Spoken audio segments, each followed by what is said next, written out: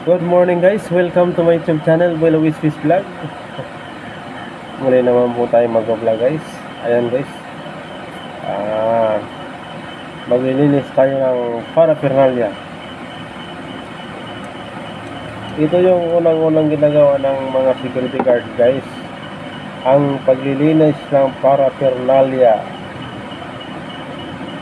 Pakikintabin ang paraphernalia, samahan ng metal polish para kumintab, tapos basahan. Ayan guys, at maraming salamat sa aking mga followers guys. Sana huwag kayo magsama mag-support ng manood sa aking mga video. Isang small YouTuber lang tayo guys. Pag tayo na may pala rin na sumahod, tutulong tayo sa ating kapwa mahirap. Hindi natin palakihin yung ating ulo. Pag tayo sumahod, pas mo na? Dyan. So, si guys, nagbibinta si kuya ng tuyo. So, ngayon visit ako nakakuha sa kanya ng tuyo Kaya, pas mo na ako kasi alam mo na, iwas-iwas mo na sa maalat. Yan.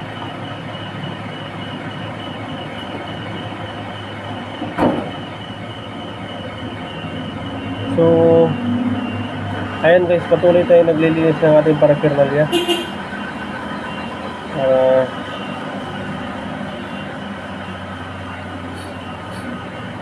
Ayan guys, makintab na. Patuloy tayo naglilinis ng ating paraphernalia.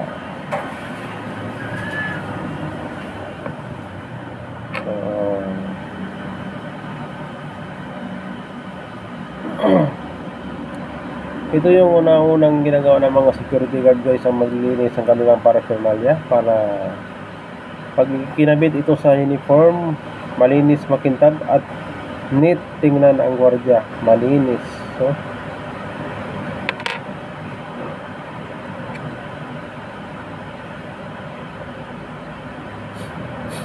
So ngayon guys, dumago naman tayo sa ating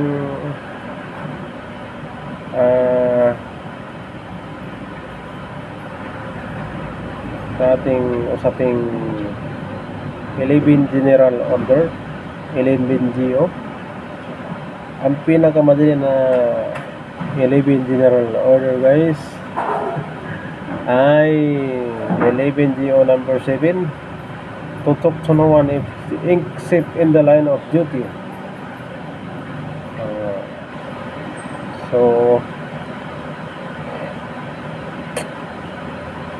ibig sabihin guys, bawal ka makipag-usap pag nasa duty ka. Makipag-usap ka lang kung related sa pagtatanong ng mga katulad ng ka-applicant, magtatanong sa company kung pwede ba mag-apply. Siyempre sagutin mo yan guys.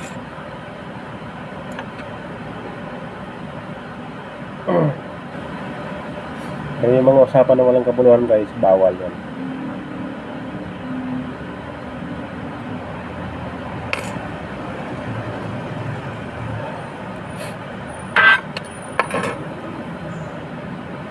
At saka yung 11 GO number 1 guys ay ang protect charge of the post and all company properties in view and protect the scene with utmost diligence. Yan guys, salim ko lang yan sa mga 11 general order guys. Ano pa? Tuloy natin nilinis yung ating paraphernalia guys, no? Ayan. So ayan, natapos din natin guys. Magintab na siya. Ito pa isa. Ayan. 'yan, guys. Tadang. So, ayan, natapos din natin guys. Makintab na siya. Ito pa isa. Ayan guys. Tadang. Ayan, guys. Tadang. Ayan, guys. Tadang. Ayan, guys. Tadang. Ayan, guys. Tadang. Ayan, guys. Tadang. Ayan, guys. So, hindi basihan sa isang gwardiya ko, isang matagal ka na o ano, o baguhang gwardiya ka pa lang. Importante, marunong ka sa ano, gampanan ang yung pagka gwardiya.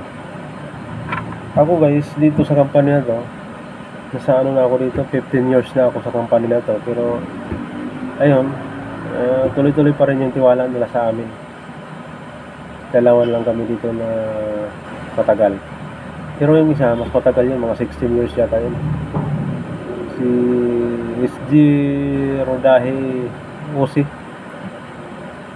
So hindi ko na pangalanan yung company guys, kasi baka ano, ma-foul tayo doon, no? Tuloy-tuloy naman ang tiwala na sa amin. Importante guys, pag mayroong baguhan, briefing natin. Huwag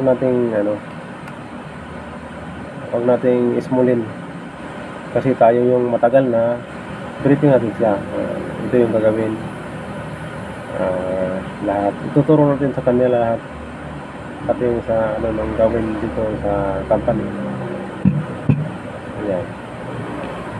So yun lang guys. So basta yung mga baguhan guys, tulungan natin na maging successful din sila ng pagkagwardya, maging successful yung kanilang tinatahak na pagka-security guard. Ako ganoon ang ginagawa ko guys, hindi ako tulad ng dati, kasi nung baguhan pa lang ako. Yung iba kasi mga kasama ko, pag tinatanong mo ganyan ba, so, parang iba yung ano. Pero nung ako'y maging ganap na security guard na, pag may baguhan, tinuturo ko ng tama yung ano, kung ano yung tama. Hindi ko ano, hindi bangit kasi yung nagtuturo ka na ano, tulad ng naranasan ko, aangas magturo. Pangit yung ganun. Sa mga baguhan, turuan mo, wag mong angasan. Ganun ang ginagawa ko guys sa mga baguhan, para matututo sila ng gusto. So yun lang guys, no, sa pagiging security guard ko na maabot ako ng ganito. So yung iba dyan, lampas-lampas pa nga hanggang tumanda na sa pagkagwardya. Ayan. So hanggang dito lang guys. Thank you for watching. Bye bye mga SG, mga kasamahan ko dyan, mga SG. Patuloy nyo lang yung kanyang magandang layunin, para mapaganda yung ating imahe ng ating mga security guard. Okay, thank you for watching lahat. God bless you all. Bye bye.